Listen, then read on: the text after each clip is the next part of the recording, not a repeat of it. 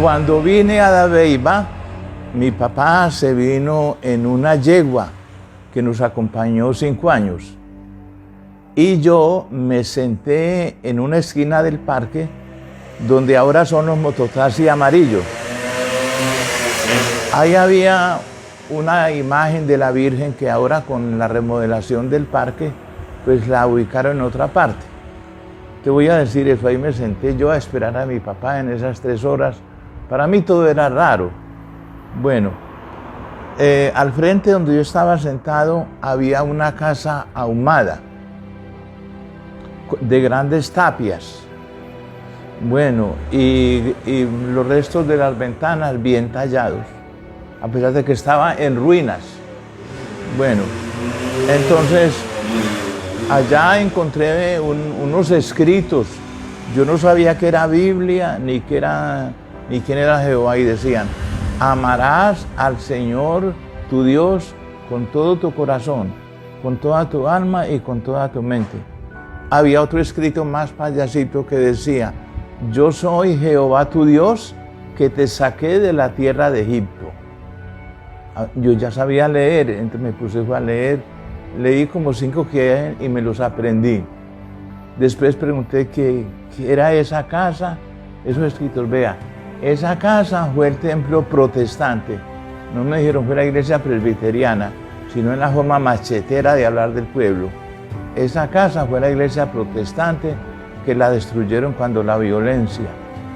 Yo harto de historias de destrucción de casas en Cañargordas, y que bueno, ahí me senté yo y yo me puse a pensar en esas cosas. En ese momento llegó un señor de aspecto costeño, de buen sombrero, vuelteado, llamado don Julio Hernández. Jovencito, ¿cómo le va? Y yo pues no lo conocía. Yo dije, yo vengo de Cañargordas, vengo aquí a vivir a Dabeiba. Entonces me regaló una bolita de cristal, unos confites y unas galletas. Me dio un aguinaldito. Desde esa época yo ya me hice familiarizado, amigo, cercano y agradecido con los cristianos presbiterianos. Y me tocó quien me contara la historia, y me tocó estar en el lugar directo, en el propio escenario, viendo los textos bíblicos que no ofendían a nadie. Esos textos bíblicos ahumados en esa pared fueron mis primeras lecturas de la Biblia, porque yo era un niño de 2º de primaria. A mí me preguntó, ¿usted a dónde conoció al Señor? Pues a mí lo primero que me habló fue una pared allá en Dabeiba, de la iglesia presbiteriana que estaba en ruinas, pero en los textos sobrevivieron. Eran como en una pintura café, muy bonito eso. Bueno, en fin, pues que ya me fui adaptando aquí a Dabeiba, y prontico le digo que nos pasamos para La Coquera. Monseñor Gaviria, ¿cómo lo distinguió usted? Monseñor Gaviria lo distinguí en la vereda de Dabeiba Viejo. Allá esa finca la manejó 15 años Enrique Sepúlveda Ábalos, el papá de estos Sepúlvedas de por aquí, de la doctora Marta, de Mary, de todos esos jovencitos, bueno, de Oscar, bueno, y allá le ayudé yo como en unas cositas al padre Gaviria.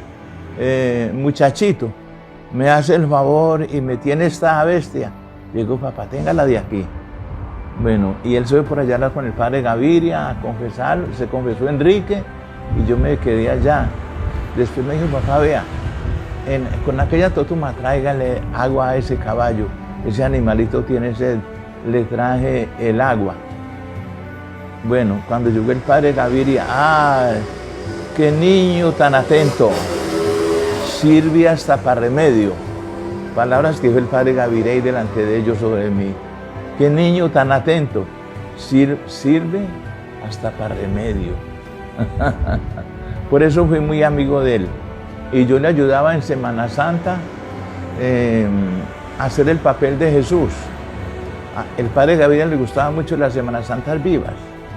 Entonces a mí me ponían de Jesús, yo tenía por ahí, apareció una peluca, un poco de cosas, Aquí salíamos con la procesión, era desde aquí. Bueno, y fue muy cercano aquí a la casa, hablaba con mi mamá, nos hacía visitas, sí. Y le hacía encargos a mi mamá, doña Mila, cuando haga natilla, la espero allá en la parroquia para que comamos allá. Y verdad, mi mamá hacían unas natillas muy buenas y vaya, llévele al padre esto. Así era, fue muy cercano. Y muy tolerante. El padre Gaviria era muy respetuoso con la comunidad. No le gustaban las galleras ni las corridas de toros. Y era muy amigo de los presbiterianos antiguos. Estando yo allá en el Hotel Central, que era arribita de la iglesia, estamos hablando de la misma dirección, de la iglesia presbiteriana, así para arriba. Bueno, cuando paró una escalera y se bajó Monseñor Gaviria con el reverendo Justiniano Salas, se despidieron, se abrazaron y a mí me pareció normal. Y muchos dijeron, ve cómo son de amigos, así deben de ser los cristianos, amigos, cercanos. Me gustaban mucho esas paradas del padre Gaviria. También iba por recoger cualquier moneda, recibía ofrenda en las cantinas, pero no llegaba a emborracharse. No llegaba a emborracharse ni nada. Y la gente le daba buena platica. Él siempre salía con un plato grande, metálico, y eso se taqueaba de monedas y billetes. Así era. ¿Qué nos dejó Gaviria? El recuerdo de buenas predicaciones. Y nos dejó el grandioso templo que tenemos aquí en Dabeiba.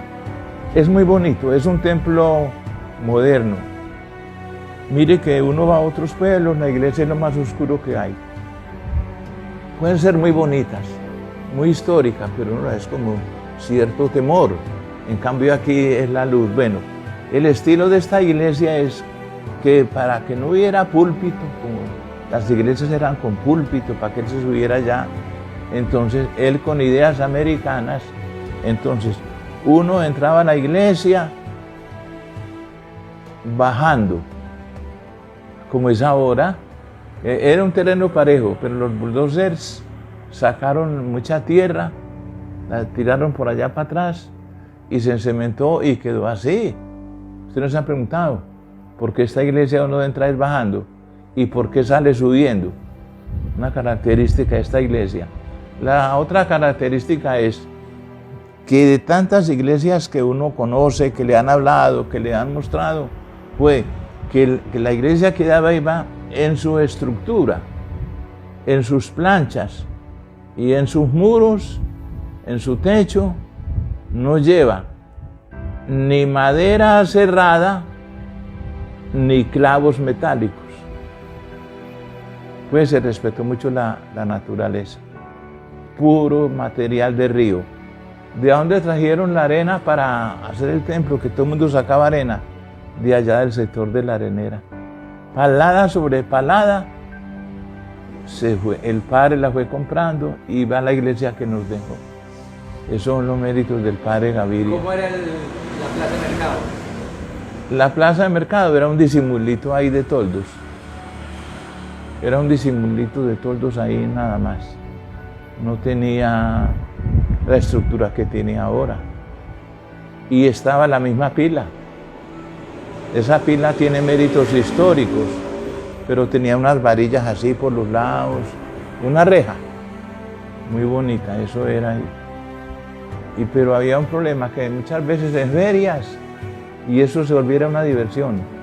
Por ahí se volaba ganado y se tiraba la loca por toda parte, tumbaba toldos, hacía correr a la gente gritaba, la gente hacía recocha, la gente se burlaba. Y eso se volvió un carnaval, ese mercado. A mí me tocó una vez esconderme porque venía un novillo más asustado que todos y entonces la gente pensaba que el novillo los estaba persiguiendo. Los novillos no persiguen, los que persiguen son los felinos. ¿Cómo era el comercio? ¿Había mucho comercio? Aquí se traían muchas cosas el café se traía aquí. Aquí había una cosa que es una cuestión una forma de hablar en las personas, las muladas, de Urama, de Camparrusia, de Antadó, de todos estos lugares tabeibanos. Y el maíz, todo era traído, variedades de frijol. De la esquina que estamos hablando, donde estaba ubicado ahora los Mototaxi amarillo, hasta allá arriba, al frente de las Tamayos, esa parte iba llena de bultos de maíz y de frisol. Entonces la gente llegaba ahí con un cuartillo, véndame un cuartillo, véndame tanto, y recorría desde allá abajo, digamos, de donde están los mototaxis, hasta allá arriba, que usted conoce eso ahora. Y a cada mundo, se usaban mucho en ese tiempo los talegos y los costales de gante. Ahí echaban el frisolito los campesinos para llevar. También había frijol de semilla. El único frijol que no vendían, que existía pero le regalaban a la gente, era el frijol guandús y el frijol vida. El frijol vida lo consumen mucho en Buriticá, pero hay que saberlo preparar porque lo tienen que hervir primero, antes de echar el revuelto, botar esa agua y volverlo a echar, volver a alzarlo al fogón. ¿No se puede cocinar así de cualquier manera? No, necesita dos cocinadas. La primera porque es que tiene un sabor amargo, pero la gente le gustaba ese frijol porque era muy barato y con un hierbito de un buen chicharrón se lo comían todos en la casa. Así era la forma de consumir la gente.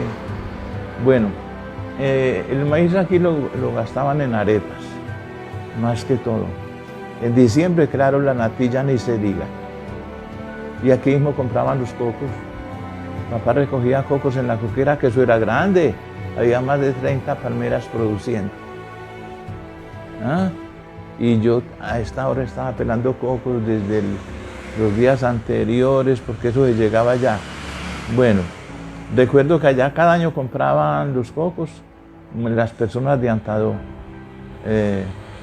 los Tamayos y la familia Guarín de ahora, el papá de estos muchachos Guarín. Blanca Aguirre. Doña Blanca Aguirre, doña Graciela y la abuela de los Tamayos y mucha gente tan querida.